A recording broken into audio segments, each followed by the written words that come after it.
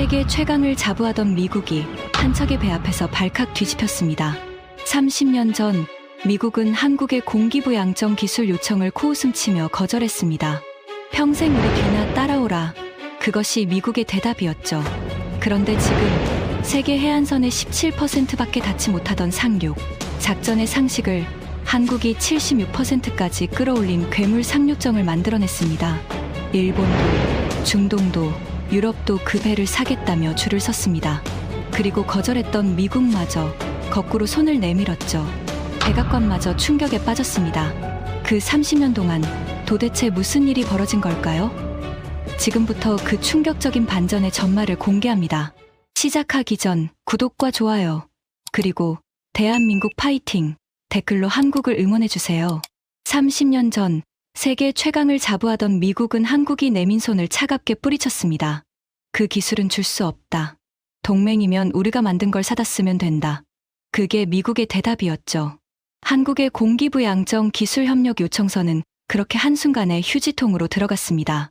그런데 30년이 흐른 지금 세계 해안선에 단 17%밖에 닿지 못하던 상륙, 작전의 오랜 상식을 한국이 76%까지 끌어올린 한 척의 배를 만들어냈습니다. 55톤짜리 전차를 통째로 싣고 미국 상륙정이 엄두도 내지 못하던 갯벌 해안 위로 날아오르는 배였죠. 세계 최강이라 불리던 미 해군의 상륙 전력이 바로 그 한 척의 배 앞에서 자존심을 잃었습니다. 거절을 당한 직후 한국이 내린 결정은 그 누구도 예상하지 못한 것이었습니다. 그럼 우리가 직접 만든다. 단 한 문장이었죠. 그리고 그 한 문장이 30년 뒤 세계의 군사 지도를 바꿔놓을 줄은 그날 거절 도장을 찍은 미국의 그 누구도 알지 못했습니다. 하지만 진짜 충격은 그 다음에 찾아왔습니다. 시청 전에 구독은 아니더라도 좋아요 한 번씩만 눌러주시면 정말 큰 힘이 됩니다. 저는 그레이엄 휘트모어입니다. 백악관 국가안보회의, 그러니까 NSC에서 30년 가까이 인도태평양 전략을 다뤄온 사람입니다. 대통령에게 올라가는 보고서의 마지막 문장을 다듬는 일, 동맹의 우선순위를 정하는 일, 어느 나라에 무엇을 주고 무엇을 주지 않을지를 판단하는 일, 그게 제 평생의 업이었습니다. 그리고 오늘 부끄러운 고백을 하나 하려고 합니다. 30년 전 한국의 그 요청서를 묵살한 회의실에 제가 앉아 있었습니다. 제 사무실은 워싱턴의 한 회색 건물 안에 있었습니다. 창문은 두꺼웠고 햇빛보다 형광등 빛이 익숙한 방이었죠. 매일 아침 제가 가장 먼저 하는 일은 밤사이 전 세계에서 올라온 보고들을 펼쳐놓고 거대한 지도 위에 미국의 힘이 어떻게 뻗어 있는지를 확인하는 것이었습니다. 태평양 한가운데에 떠 있는 우리 항공모함, 일본과 한국에 배치된 우리 병력, 중동을 지키는 우리 함대, 그 모든 점들이 워싱턴이라는 하나의 중심으로 이어져 있었습니다. 저는 그 그림을 믿었습니다. 세계는 바퀴살처럼 생겼고 그 바퀴의 한가운데에 미국이 있다. 동맹국들은 바깥쪽 살에 매달려 우리 쪽을 바라보는 존재다. 그들은 우리가 만든 무기를 사고 우리가 그어놓은 선 안에서 움직인다. 그게 30년 동안 한 번도 흔들린 적 없는 제 세계관이었습니다. 저는 그 믿음으로 수많은 결정을 내렸습니다. 어떤 나라에는 최신 전투기를 팔고 어떤 나라에는 한 세대 뒤처진 모델만 내줬죠. 핵심 기술은 절대 넘기지 않았습니다. 그게 미국의 우위를 지키는 길이라고 확신했으니까요. 동맹은 신뢰의 관계가 아니라 격차의 관계여야 한다. 저는 그렇게 배웠고 그렇게 가르쳤습니다. 그런데 몇 달 전 어느 아침 제 책상 위에 한 장의 보고서가 올라왔습니다. 표지에는 붉은 글씨로 이렇게 적혀 있었죠. 미 해군 상륙 전력 가동 현황, 긴급. 저는 커피잔을 내려놓고 그것을 펼쳤습니다. 그리고 첫 페이지를 읽는 순간 등줄기를 타고 서늘한 것이 흘러내렸습니다. 우리 해병대를 적의 해안으로 실어 나르는 공기부양 상륙정, LCAC. 미국이 자랑하던 그 상륙정의 절반 이상이 멈춰 서 있다는 내용이었습니다. 노후한 기체, 부족한 부품, 떠나버린 숙련공. 한 척을 정비하는데 8개월이 걸린다는 분석이 적혀 있었죠. 8개월이라니, 그 사이에 어딘가에서 전쟁이 터지면 우리 해병대는 무엇을 타고 적의 해안에 오른단 말입니까? 저는 보고서를 든 채 한참을 움직이지 못했습니다. 손끝이 차가워지고 명치가 묵직하게 가라앉는 느낌이었습니다. 보고서의 마지막 줄에는 분석관의 짧은 의견이 달려 있었습니다. 현재 미국의 상륙 전력만으로는 동맹국의 도움 없이 대규모 상륙 작전을 감당하기 어려움. 그리고 그 옆에 한 나라의 이름이 적혀 있었죠. 그 이름을 본 순간 30년 전 그 회의실의 공기가 갑자기 제 폐 속으로 밀려 들어왔습니다. 대한민국. 30년 전 제가 코웃음을 치며 돌려보냈던 바로 그 나라였습니다. 그 보고서를 덮고 나서도 저는 한동안 인정하고 싶지 않았습니다. 무언가 착오가 있을 거라고 생각했죠. 미국이 상륙정 하나를 한국에 기대야 하는 처지라니. 제 평생의 세계관으로는 도무지 받아들일 수 없는 문장이었으니까요. 제가 한국을 어떻게 봐왔는지 솔직하게 말씀드리겠습니다. 제 기억 속에 한국은 작고 부지런한 나라였습니다. 텔레비전과 휴대폰을 잘 만드는 나라, 자동차를 싸게 파는 나라, 그리고 우리 미국의 무기를 사가는 꽤 괜찮은 고객. 딱 그 정도였습니다. 한국이 스스로 첨단 무기를, 그것도 미국조차 어려워하는 공기부 양정을 만들어낸다는 건 제 머릿속에 아예 존재하지 않는 가능성이었죠. 그렇게 생각하게 된 데에는 이유가 있었습니다. 바로 30년 전 그 회의 때문이었죠. 그때 저는 갓 NSC에 발을 들인 젊은 실무자였습니다.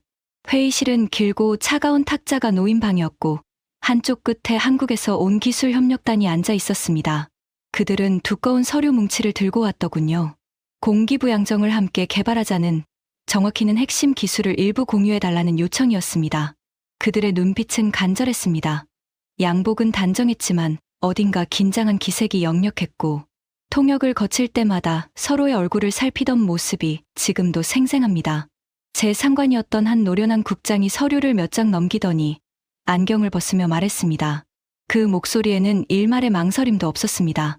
여러분의 열정은 잘 알겠습니다. 하지만 이 기술은 우리가 수십 년간 쌓아온 자산입니다.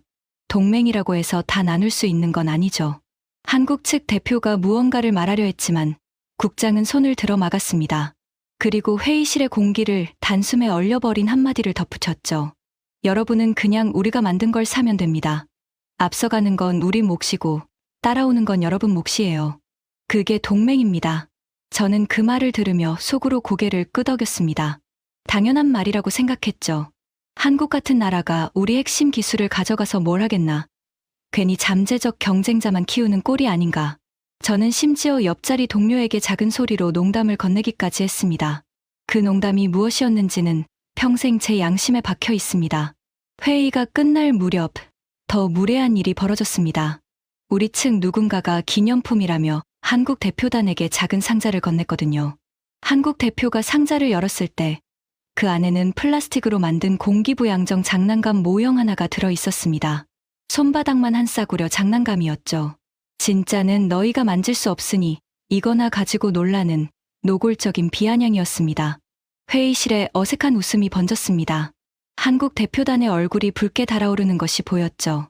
그런데 그때 대표단 끝자리에 앉아있던 한 기술자가 조용히 그 장난감을 집어들었습니다. 나이는 그리 많지 않아 보였지만 눈빛만은 칼날처럼 단단한 사람이었습니다. 그는 장난감을 한참 들여다보더니 떨리지만 또렷한 목소리로 한 문장을 말했습니다. 알겠습니다. 그러면 이건 저희가 직접 만들겠습니다. 회의실에 또 한 번 웃음이 터졌습니다. 저도 그 중 하나였죠. 우리 모두는 그 말을 허세로 들었습니다. 가진 것도 없는 작은 나라가 무슨 수로 미국의 기술을 따라잡겠나. 그 기술자의 이름조차 저는 굳이 기억하려 하지 않았습니다. 그날 저에게 그는 그저 분에 못 이겨 큰 소리를 친 패배자 중 한 명일 뿐이었으니까요. 그 회의가 끝나고 한국 대표단이 무거운 발걸음으로 회의실을 떠날 때 저는 창밖으로 그들의 뒷모습을 잠깐 바라봤습니다. 그리고 곧 잊었습니다. 다음 회의 자료를 준비해야 했고 더 중요한 동맹국들과의 일정이 기다리고 있었으니까요. 저에게 그 일은 수백 건의 결제 중 하나, 종이 한 장을 돌려보낸 평범한 하루였습니다. 저는 그날 이후 30년 동안 그 회의를 단 한 번도 떠올리지 않았습니다. 그 장난감이 어디로 갔는지, 그 기술자가 어떻게 됐는지 궁금해한 적도 없었죠. 저는 늘 앞만 보고 달렸고 미국은 언제나 그 맨 앞에 있었으니까요. 적어도 제 머릿속에서는 그랬습니다. 긴급 보고서를 받은 그날 밤, 저는 도무지 잠을 이룰 수 없었습니다. 결국 새벽에 일어나 30년 전 한국의 그 요청이 어떻게 처리됐는지 오래된 기록을 뒤졌습니다. 누렇게 바랜 문서철 속에서 저는 마침내 그 서류를 찾아냈습니다.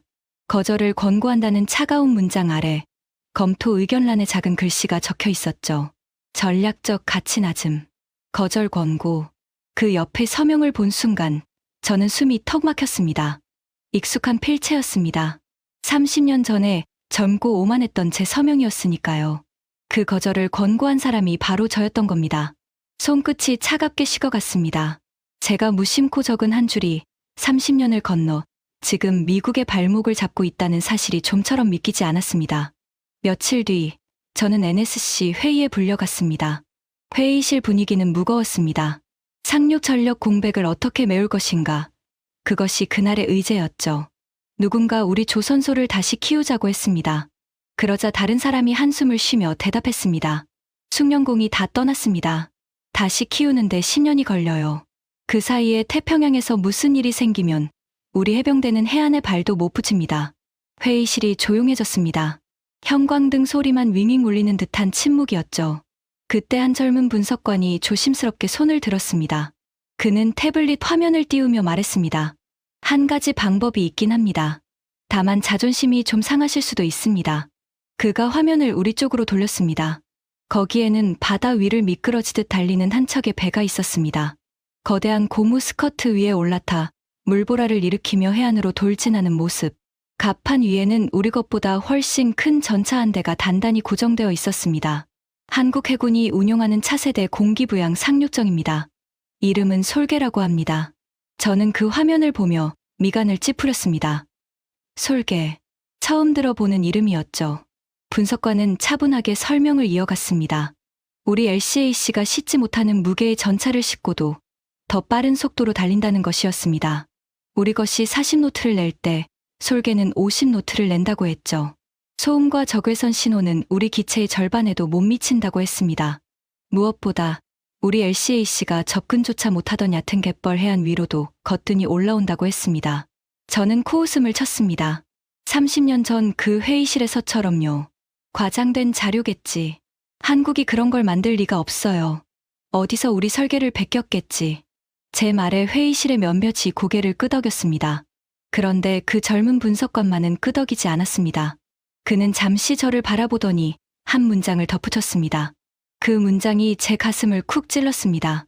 보좌관님, 한국은 30년 전에 우리한테 기술을 거절당했습니다. 그래서 직접 만들기 시작한 겁니다. 베낀 게 아니라 처음부터 끝까지 자기들 손으로요. 그 순간 30년 전 그 기술자의 떨리던 목소리가 제 귓가에 되살아났습니다. 그러면 이건 저희가 직접 만들었습니다. 저는 애써 그 기억을 밀어냈습니다. 우연이겠지. 설마 그 허세가 진짜가 됐을 리는 없으니까. 저는 그렇게 스스로를 다독였습니다. 회의의 결론은 이러했습니다. 며칠 뒤 한국 남해안에서 열리는 환태평양 연합 상륙 훈련에 백악관 참관단을 보낸다. 동맹국들의 상륙 역량을 직접 눈으로 확인하고 온다. 그리고 그 참관단의 단장으로 제 이름이 호명되었습니다. 저는 내키지 않았습니다. 솔직히 말하면 가고 싶지 않았습니다. 한국까지 날아가 그들의 자랑을 듣고 와야 한다는 사실이 제 오랜 자부심을 긁었으니까요. 하지만 대통령에게 올릴 보고서를 제 손으로 써야 하는 이상 거절할 수는 없었습니다. 저는 무거운 마음으로 짐을 꾸렸습니다.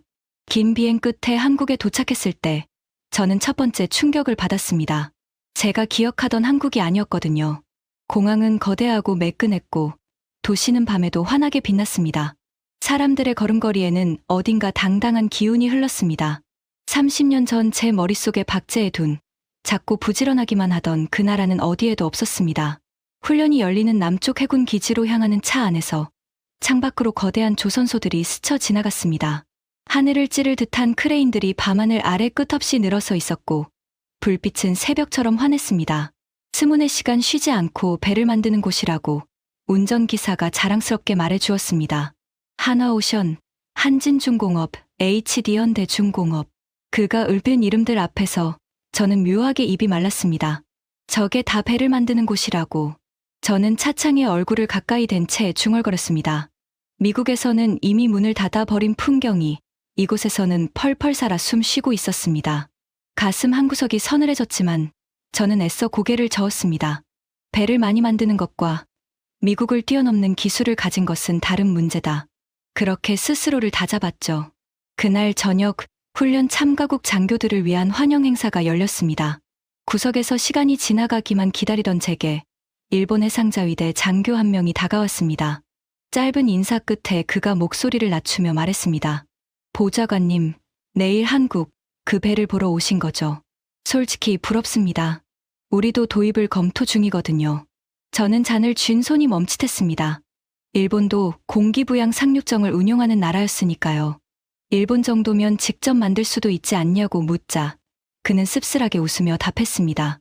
만들 수 있는 것과 한국만큼 잘 만드는 건 다른 문제니까요. 저는 등골이 서늘해졌습니다.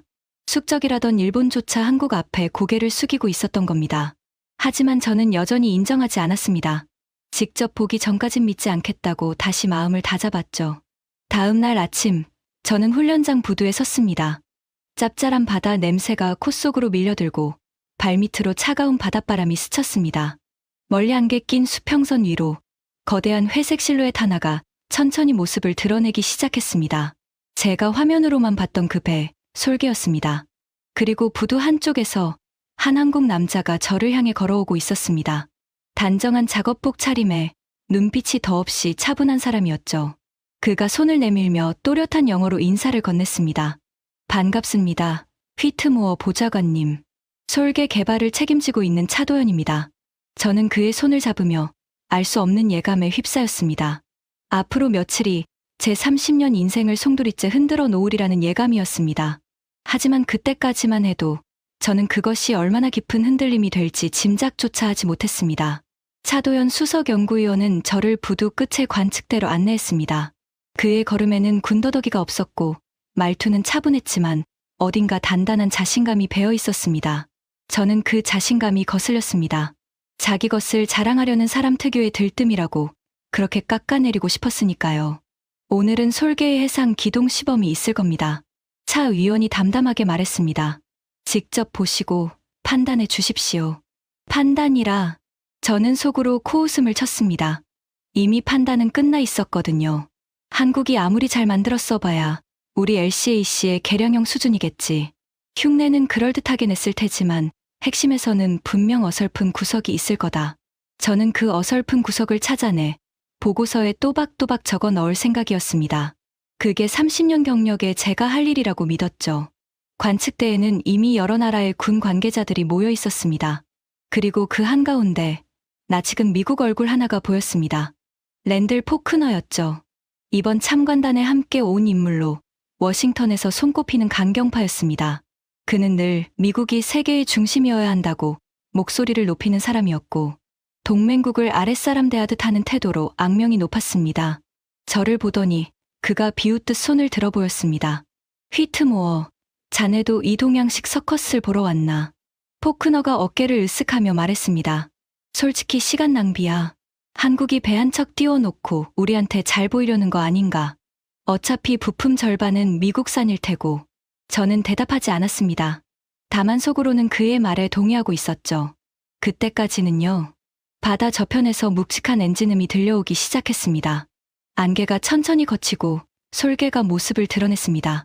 거대한 잿빛 선체가 물 위에 낮게 깔려 있었고 그 아래로 부풀어 오른 고무 스커트가 마치 숨을 쉬는 듯 했습니다. 저는 쌍안경을 들어 그 배를 살폈습니다. 용접선 하나하나가 깔끔했고 외관에는 군더더기가 없었습니다. 인정하긴 싫었지만 첫인상부터 만듦새가 예사롭지 않았습니다. 그때 솔개가 움직이기 시작했습니다. 처음에는 천천히 물보라를 일으키며 미끄러지듯 나아갔죠. 그런데 다음 순간 저는 제 눈을 의심했습니다. 그 거대한 배가 갑자기 무서운 속도로 가속하기 시작한 겁니다. 마치 수면 위를 박차고 날아오르는 것 같았습니다. 선체 아래로 새하얀 물기둥이 솟구쳤고 솔개는 그 위를 질주했습니다. 쌍안경을 든 제 손이 미세하게 떨렸습니다. 저 속도는 우리 LCAC로는 낼 수 없는 속도였으니까요. 우리 것이 40노트를 겨우 낼 때 저 배는 50노트를 넘기고 있었습니다. 그것도 거대한 화물을 실은 채로 말이죠. 관측대가 술렁였습니다. 여기저기서 낮은 탄성이 터져 나왔습니다. 포크너의 얼굴에서도 비웃음이 조금씩 사라지는 것이 보였습니다. 그는 안경을 고쳤으며 중얼거렸습니다. 저게 진짜 움직이는 건가? 영상 합성 아니야.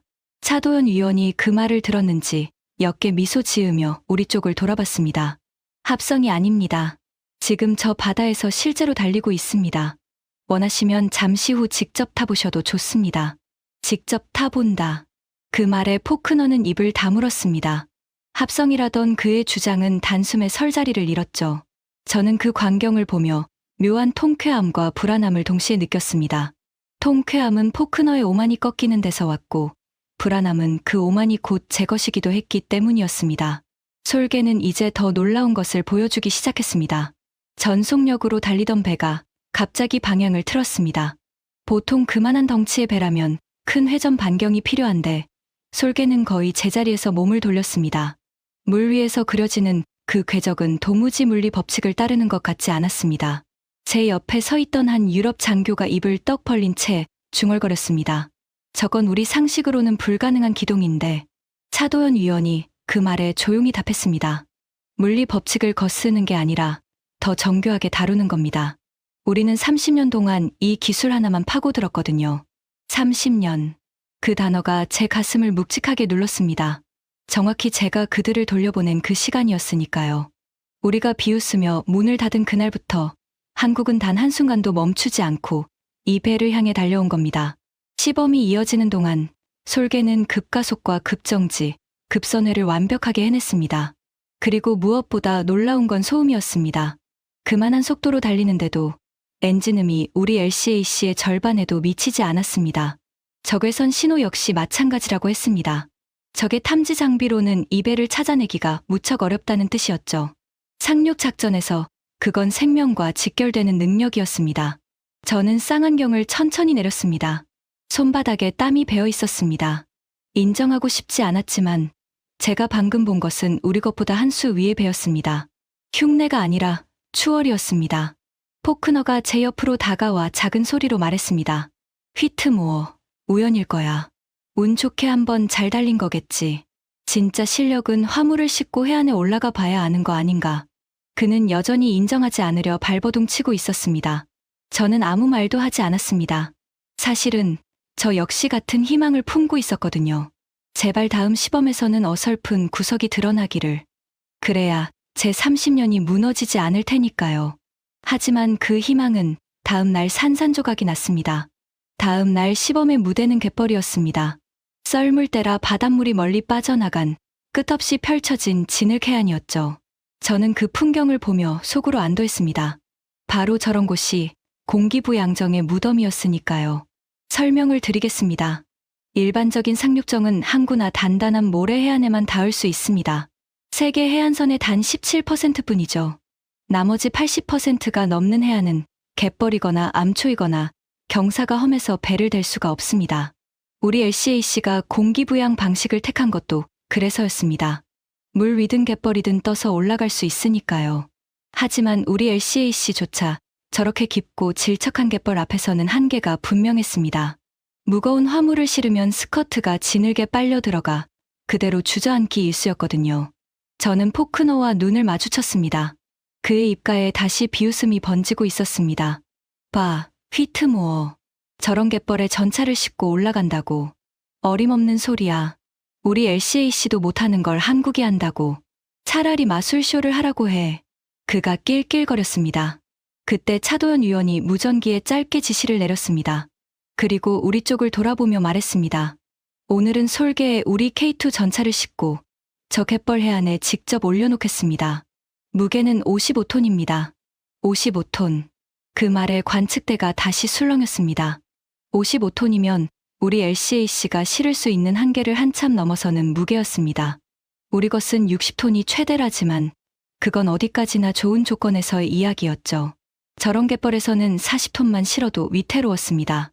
저 멀리서 솔개가 다가오기 시작했습니다. 그 거대한 갑판 위에 진짜로 K2 전차 한 대가 단단히 고정되어 있었습니다. 전차의 포신이 아침 햇살을 받아 차갑게 빛났습니다. 저는 마른 침을 삼켰습니다. 설마 정말로 저걸 싣고 갯벌에 올라온다고. 솔개가 갯벌 가장자리에 다다랐습니다. 보통 배라면 여기서 멈추거나 주저앉아야 했습니다. 그런데 솔개는 속도를 줄이지 않았습니다. 거대한 물보라와 진흙을 양옆으로 튀기며 그대로 갯벌 위로 올라타기 시작한 겁니다. 스커트가 진흙을 밀어내며 부드럽게 떠올랐고 55톤의 전차를 실은 그 거대한 배가 마치 미끄럼을 타듯 진흙 해안을 가로질러 나아갔습니다. 관측대에 정적이 흘렀습니다. 숨소리조차 들리지 않았습니다. 솔개는 갯벌 한가운데를 지나 단단한 집 안에 정확히 멈춰 섰습니다. 그리고 선수의 거대한 문이 천천히 열렸습니다. K2 전차가 굉음을 내며 갯벌 위로 내려섰고 진흙을 박차며 내륙을 향해 힘차게 달려나갔습니다. 순간 관측대 곳곳에서 박수와 탄성이 터져 나왔습니다. 여러 나라 장교들이 자리에서 일어나 손뼉을 쳤습니다. 저는 그 자리에 얼어붙은 듯 서 있었습니다. 등줄기로 식은땀이 흘러내렸고 두 다리에 힘이 풀리는 것 같았습니다. 제가 평생 불가능하다고 믿어온 일이 바로 제 눈앞에서 너무도 태연하게 펼쳐졌으니까요. 저는 고개를 돌려 포크너를 봤습니다.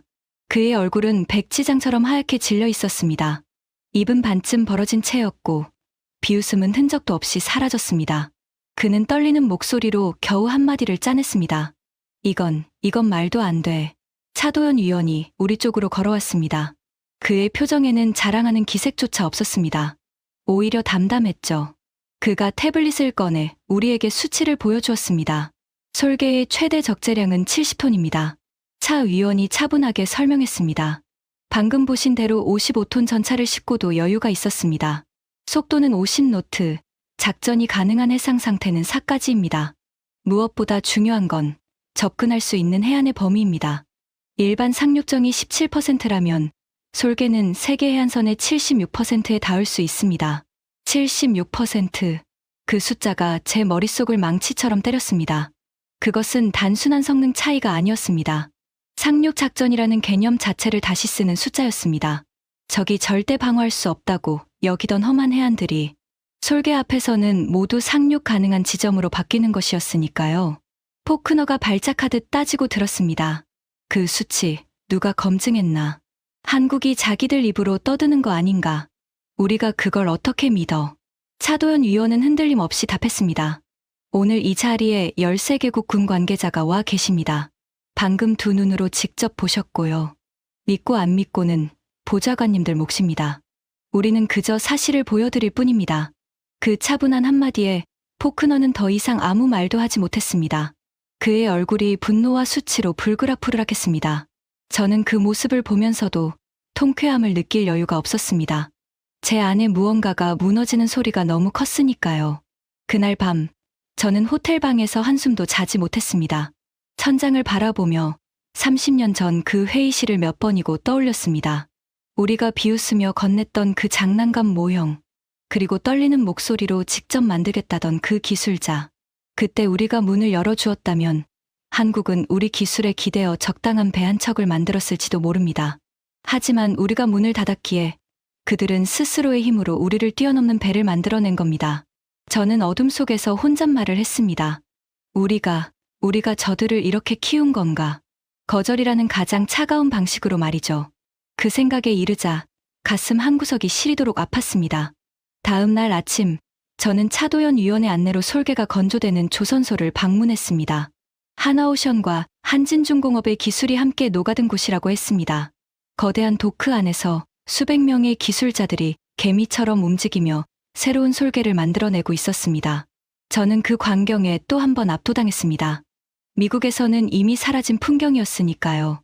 젊은 엔지니어들이 대형 화면 앞에서 설계를 다듬고 있었고 숙련된 기술자들이 한치의 오차도 없이 용접을 이어갔습니다. 쇳가루 냄새와 기계음이 공기를 가득 채웠고 그 안에는 묘한 활기가 흘렀습니다. 저 젊은 기술자들은 어떻게 키우십니까? 제가 물었습니다. 미국에서는 이제 아무도 조선소에 오지 않거든요. 차도연 위원이 잠시 걸음을 멈추고 답했습니다. 우리는 조선업을 사양산업이라고 부른 적이 없습니다. 오히려 국가의 미래라고 가르쳤죠. 그래서 가장 우수한 인재들이 이곳으로 모입니다. 한 척을 건조하는데 우리는 14개월이면 됩니다. 다른 나라들은 40개월이 걸려도 못 따라옵니다. 14개월과 40개월. 저는 그 격차 앞에서 할 말을 잃었습니다. 미국의 조선소는 한 척을 정비하는 데만도 8개월이 걸리는 처지였으니까요. 그때 조선소 한쪽이 분주해졌습니다. 외국 손님들이 도착한 모양이었습니다. 차도연 위원이 양해를 구하며 그쪽으로 향했고 저는 호기심에 그 뒤를 따랐습니다. 그리고 그곳에서 저는 또 한 번 충격적인 장면을 목격했습니다. 일본 해상자위대의 고위 장교들이었습니다. 환영 행사에서 제게 말을 걸었던 그 장교도 그 안에 있었죠. 그들은 솔개의 모형 앞에서 진지한 표정으로 한국 측 관계자들과 이야기를 나누고 있었습니다. 통역을 통해 들려온 대화의 내용은 제 귀를 의심하게 만들었습니다. 일본이 자국의 노후한 상륙정을 솔개로 교체하는 방안을 공식적으로 검토하고 있다는 것이었습니다. 저는 멍하니 그 광경을 바라봤습니다. 일본은 한때 세계 최고의 조선 강국이었습니다. 자존심으로 똘똘 뭉친 나라였죠. 그런 일본이 자기들 것을 두고 한국 배를 사겠다고 고개를 숙이고 있었습니다. 30년 전이라면 상상조차 할 수 없는 일이었습니다. 그뿐이 아니었습니다. 조선소 회의실 벽면의 대형 화면에는 솔개를 도입하려는 나라들의 명단이 떠 있었습니다. 중동의 한 나라는 이미 32억 달러 규모의 도입 계약을 마쳤다고 했습니다. 영국과 프랑스 같은 유럽 강국들도 도입을 진지하게 검토 중이었고 추가 발주 물량만 12척이 밀려 있었습니다. 한국 조선소의 배를 만들어 달라고 줄을 선 나라가 무려 9개국이 넘는다고 했습니다. 세계가 한국 앞에 줄을 서 있었습니다. 제가 30년 전 아랫사람 대하듯 돌려보냈던 그 나라 앞에 말이죠. 그때 포크너가 씩씩거리며 회의실로 들어왔습니다. 그도 이 명단을 본 모양이었습니다. 그는 한국 측 관계자에게 삿대질하듯 따져 물었습니다. 이거 다 과장 아니야. 일본이, 유럽이 왜 미국 놔두고 한국 걸 사? 분명 어디서 핵심 기술을 빼돌렸겠지.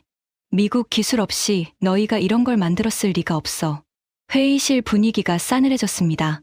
그때 함께 와 있던 한 유럽의 노장 제독이 천천히 입을 열었습니다. 그는 평생을 해군에서 보낸 누구나 인정하는 전문가였습니다. 포크너 씨. 그 노제독이 차분하지만 단호하게 말했습니다. 저는 미국 LCAC도 타봤고 오늘 솔개도 봤습니다. 두 배는 같은 급이 아닙니다. 솔개가 위입니다. 그리고 분명히 말씀드리는데 이건 베껴서 나올 수 있는 물건이 아닙니다. 30년을 한 우물만 판 나라만이 만들 수 있는 배예요. 우리 유럽이 솔개를 검토하는 이유가 바로 그겁니다. 자존심 때문에 현실을 못 보는 건 미국의 오랜 병이죠. 그 말에 포크너의 얼굴이 시뻘겋게 달아올랐습니다. 그는 무어라 반박하려 했지만 입만 벙긋거릴 뿐 아무 소리도 내지 못했습니다. 회의실의 모든 시선이 그에게 쏠렸고 그 침묵은 그 어떤 말보다 무거운 망신이었습니다. 저는 그 광경을 지켜보며 마침내 인정할 수밖에 없었습니다. 포크너의 변명은 바로 어제까지의 제 변명이기도 했다는 것을요. 저는 조용히 회의실을 빠져나왔습니다. 가슴이 답답해서 바깥 공기가 필요했습니다. 부두에 서서 바다를 바라보는데 차도연 위원이 어느새 제 옆으로 다가와 있었습니다. 휘트모어 보좌관님. 그가 조용히 말했습니다. 마음이 복잡하신 것 같군요. 저는 솔직하게 털어놓았습니다. 부끄럽습니다. 우리 미국은 우리가 영원히 앞설 거라고 믿었습니다. 그래서 동맹의 손을 잡는 대신 그 손을 뿌리쳤죠. 그게 얼마나 어리석은 일이었는지 이제야 알겠습니다. 차도연 위원은 잠시 말이 없었습니다. 그러다 먼 바다를 바라보며 입을 열었습니다. 보좌관님, 사실 이 배에는 한 분의 평생이 담겨 있습니다. 30년 전 미국에서 거절당하고 돌아온 뒤로 단 하루도 이 꿈을 놓지 않으신 분이죠. 그분이 없었다면 솔개는 세상에 없었을 겁니다. 그분이 누구십니까? 제가 물었습니다. 차도연 위원은 옅게 미소 지을 뿐 답하지 않았습니다. 곧 만나시게 될 겁니다. 그가 그렇게만 말했습니다. 저는 그 말을 들으며 가슴 한구석이 이상하게 술렁이는 것을 느꼈습니다. 30년 전 그 떨리던 목소리가 다시 한번 귓가를 스쳐 지나갔습니다. 제가 한국에 머문 지 며칠이 지났을 무렵 예상치 못한 일이 벌어졌습니다. 거대한 태풍이 한반도 남쪽 해안을 강타한 겁니다. 밤사이 폭우가 쏟아졌고 해안의 한 작은 섬마을이 거센 파도와 해일에 완전히 고립되고 말았습니다. 새벽녘 호텔 로비의 텔레비전 앞에 사람들이 모여들었습니다. 화면 속 상황은 처참했습니다. 섬으로 이어지는 다리는 끊겼고 마을은 물에 잠겼습니다. 수백 명의 주민이 무너진 건물 옥상과 언덕에 고립된 채 구조를 기다리고 있었습니다. 헬기는 강풍 때문에 접근하지 못했고 일반 선박은 부서진 잔해와 얕아진 갯벌 때문에 섬에 닿을 수가 없었습니다. 저는 그 화면을 보며 직업적인 안타까움을 느꼈습니다. 저런 상황은 어느 나라 군대에게도 악몽이었으니까요. 헬기도 못 가고 배도 못 가는 곳. 시간이 흐를수록 희생자만 늘어날 게 뻔했습니다. 그때 제 머릿속에 한 가지 생각이 스쳤습니다. 솔개라면, 어쩌면 헬기가 못 가고 일반 배가 못 가는 그 험한 해안에 솔개는 닿을 수 있지 않을까. 갯벌과 잔해 위로도 올라갈 수 있는 그 배라면 말이죠. 바로 그 순간 제 휴대폰이 울렸습니다. 차도연 위원이었습니다. 보좌관님, 지금 솔개가 구조 작전에 투입됩니다. 그가 다급하게 말했습니다. 직접 보시겠습니까? 함께 가시죠. 저는 망설이지 않았습니다. 빗속을 뚫고 기지로 달려갔습니다. 그곳에서는 이미 솔개가 출동 준비를 마치고 있었습니다. 갑판 위에는 구호 물자와 의료진, 구조 인력이 가득 실려 있었습니다. 차도연 위원이 직접 작전을 지휘하고 있었고 그의 눈빛에는 한치의 흔들림도 없었습니다. 저는 그에게 조심스럽게 물었습니다. 이렇게 거센 풍랑에 정말 출동이 가능합니까? 무리한 거 아닙니까? 차 위원은 단호하게 답했습니다. 저 섬에 사람이 갇혀 있습니다. 솔개는 바로 이런 순간을 위해 만든 배입니다. 그가 무전기를 들었습니다. 전원 탑승 완료. 출발합니다. 저도 그 배에 올랐습니다. 직접 두 눈으로 확인하고 싶었으니까요. 솔개가 거센 파도를 가르며 바다로 나아갔습니다. 집채만 한 파도가 연거푸 밀려왔지만 솔개는 흔들리면서도 멈추지 않았습니다. 저는 갑판 난간을 꽉 붙든 채 그 무서운 항해를 지켜봤습니다. 차가운 빗방울이 얼굴을 때렸고 짠 바닷물이 입안으로 들어왔습니다. 심장이 미친 듯이 뛰었습니다. 마침내 섬이 보이기 시작했습니다. 해안은 그야말로 아수라장이었습니다. 부서진 배의 잔해, 떠밀려온 나무들, 무너진 방파제, 어떤 배도 닿을 수 없을 것 같은 험한 해안이었습니다. 저는 마음을 졸이며 솔개를 바라봤습니다. 설마 정말 저기에 올라갈 수 있을까? 차도연 위원이 무전기에 짧게 외쳤습니다. 그러자 솔개가 속도를 줄이지 않고 그대로 그 잔해 가득한 갯벌 해안 위로 올라타기 시작했습니다. 스커트가 부서진 나무와 진흙을 밀어내며 부드럽게 떠올랐고 그 거대한 배가 마치 거짓말처럼 해안 위로 미끄러져 들어갔습니다. 다른 어떤 배도 닿지 못한 그곳에 솔개는 너무도 태연하게 도착한 겁니다. 선수의 문이 열리자 구조 인력과 의료진이 쏟아져 나왔습니다. 그들은 고립된 주민들을 향해 달려갔습니다. 옥상에 올라가 있던 사람들, 언덕에서 떨고 있던 노인과 아이들이 하나둘 구조되어 솔개에 올랐습니다. 한 노인은 구조대원의 손을 잡고 오열했고 어린아이를 품에 안은 젊은 어머니는 안도의 눈물을 흘렸습니다.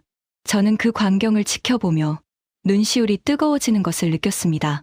제 직업적 관심은 어느새 사라지고 그저 한 사람의 인간으로서 가슴이 벅차올랐습니다. 무기로 만들어진 배가 지금 이 순간 수백 명의 생명을 구하고 있었습니다. 그것도 세상 어떤 배도 가지 못한 곳에서 말이죠. 구조 작전은 밤새 이어졌습니다. 솔개는 섬과 육지를 몇 번이고 오갔습니다.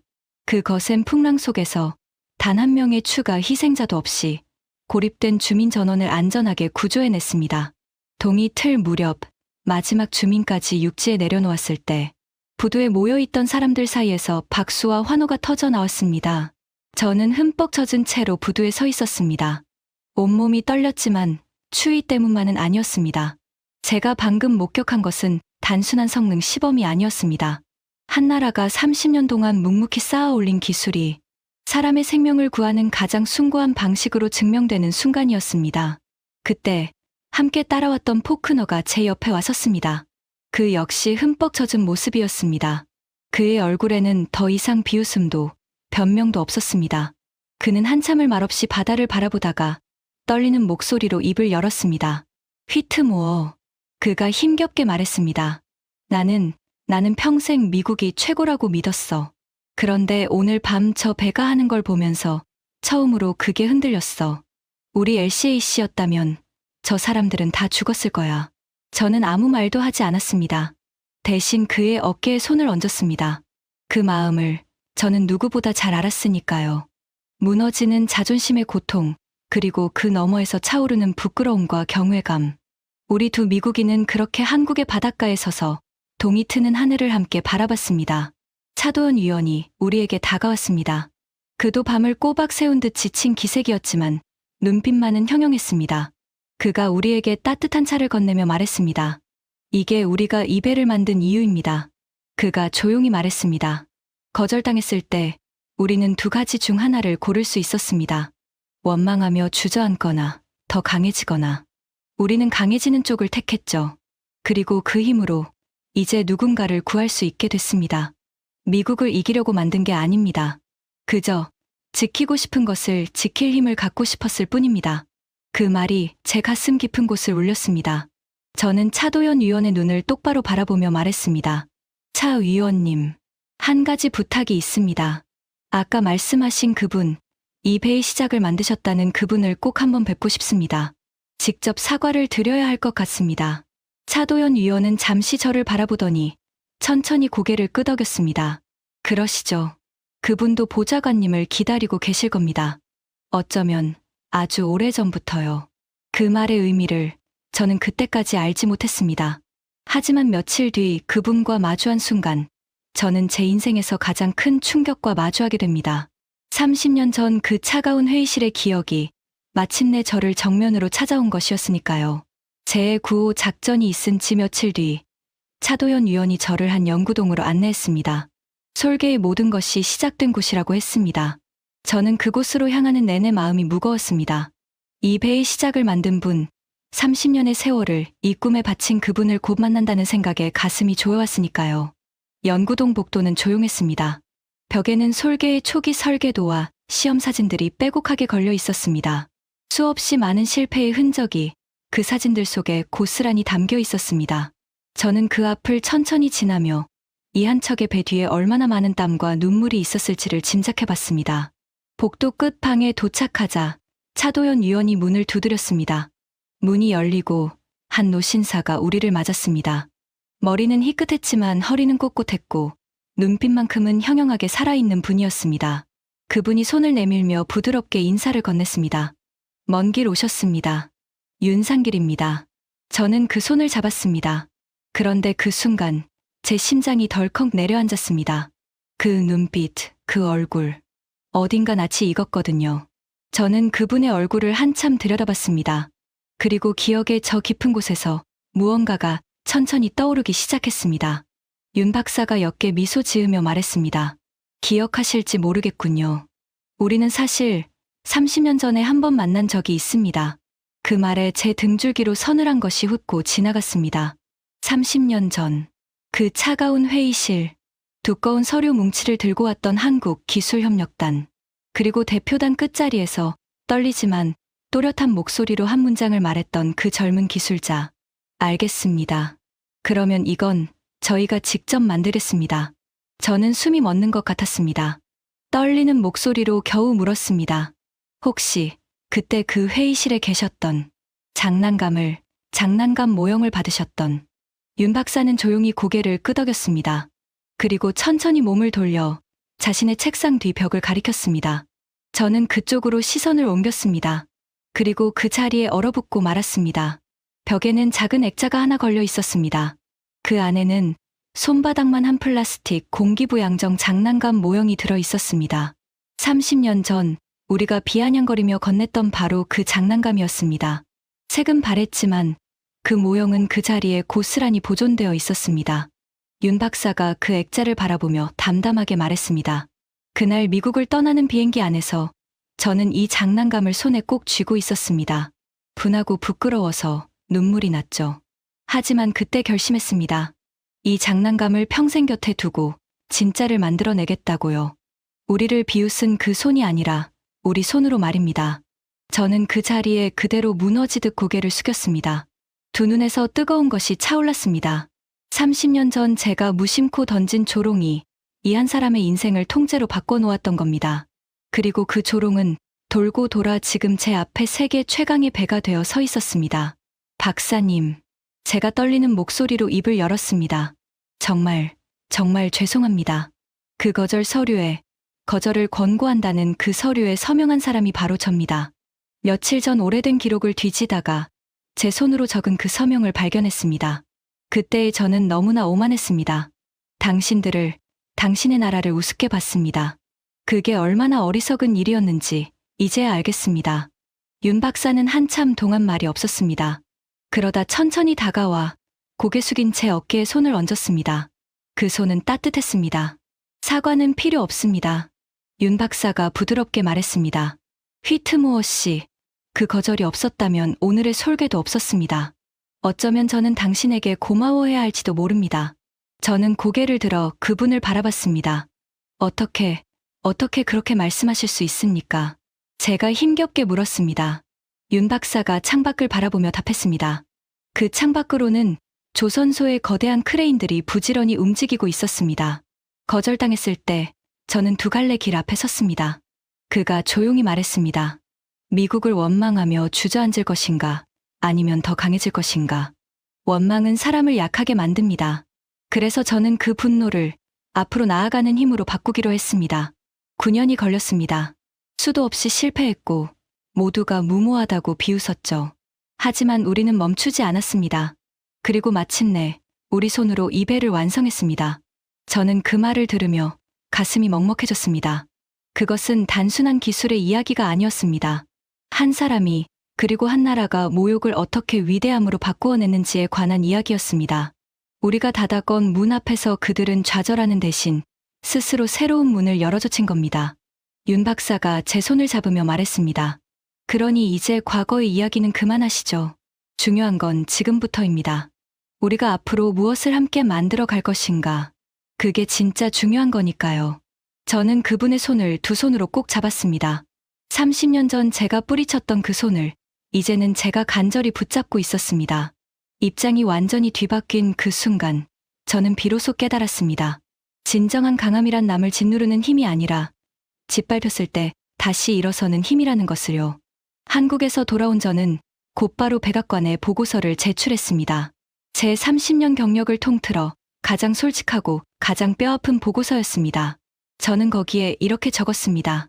한국의 상륙 전력은 미국을 이미 추월했습니다.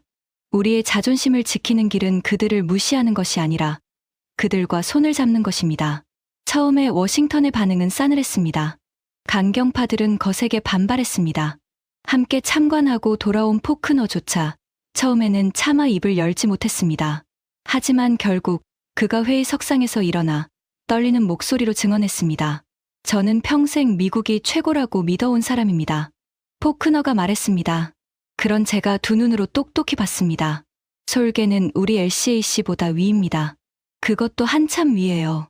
태풍 속에서 우리 배라면 못 갔을 해안에 그 배는 들어가서 수백 명을 구했습니다. 자존심 때문에 이 현실을 외면하면 다음에 위기가 닥쳤을 때 무너지는 건 바로 우리 미국입니다. 가장 강경하던 포크너의 입에서 나온 그 말은 회의실의 공기를 단숨에 바꿔놓았습니다. 그 누구도 더 이상 반박하지 못했습니다. 마침내 결정이 내려졌습니다. 미국이 한국의 솔개를 도입하고 나아가 그 기술로 공동 생산을 추진한다는 결정이었습니다. 그 소식이 발표되던 날 세계가 발칵 뒤집혔습니다. 30년 전 한국의 기술을 코웃음치며 거절했던 그 미국이 이제는 거꾸로 한국의 손을 내밀어 그 배를 사겠다고 나선 겁니다. 백악관은 충격에 휩싸였고 언론은 앞다투어 이 역사적인 역전을 보도했습니다. 미국이 한국 상륙정을 도입한다.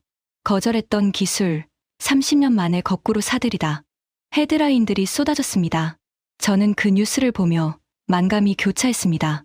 부끄러움과 후회, 그리고 묘한 안도감이 동시에 밀려왔습니다. 우리는 너무 늦게 깨달았지만 그래도 깨달았으니까요. 늦게라도 손을 내밀 수 있었으니까요. 이미 일본은 솔개 도입을 결정했고 중동의 여러 나라가 계약을 마쳤으며 유럽 강국들도 줄을 서 있었습니다. 그리고 이제 세계 최강이라던 미국마저 그 줄의 맨 뒤에 섰습니다. 한국이 만든 한 척의 배가 세계 상륙 작전의 새로운 기준이 된 겁니다. 누구도 따라올 수 없는 단 하나의 기준 말이죠. 얼마 후 저는 중대한 결심을 했습니다. 백악관의 자리에서 물러나 한미조선협력 사업의 다리 역할을 맡기로 한 겁니다. 30년 전 제 손으로 닫았던 문을 이제 제 손으로 활짝 열어두고 싶었습니다.